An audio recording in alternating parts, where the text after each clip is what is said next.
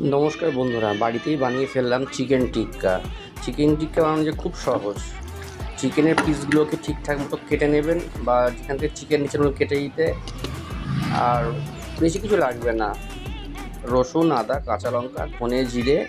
আর রঙের জন্য সবুজ টিক্কাটায় আমি দিয়েছি ধনে পাতা, পুদিনা পাতা, কাঁচা লঙ্কা, নুন, ব্যাস। আর রেড টিক্কাটা, লাল টিক্কাটা করার জন্য আমি একটু তেল গরম করে নিই, সেটাকে উষ্ণ উষ্ণ রেখে একটু কাশ্মীর চিলি মিশিয়েছি, ব্যাস। এটাই যা লাল হয়েছে হয়েছে, আমি কোনো আলাদা ফুড কালার অ্যাড করিনি। এবং বিশ্বাস করুন, খেতে অত্যন্ত সুস্বাদু হয়েছে। আমার যে টিক্কা করা তন্দুরটা, সেটা আমি বানিয়েছি ফুলের টপ দিয়ে, সেটা আমি নেক্সট ভিডিও আপনার সঙ্গে শেয়ার করবো। Thank you very much. এই সাদাটা দেখছেন আপনি, একদম পুরো পিওরলি কাজু, মগজ, একদম ক্রিম দিয়ে বানানো এটা, এবং খুব সিম্পল জিনিসটা, আপনারা ট্রাই করতে পারেন। Thank you very much. আবার দেখা হবে। লাইক সাবস্ক্রাইব করবেন।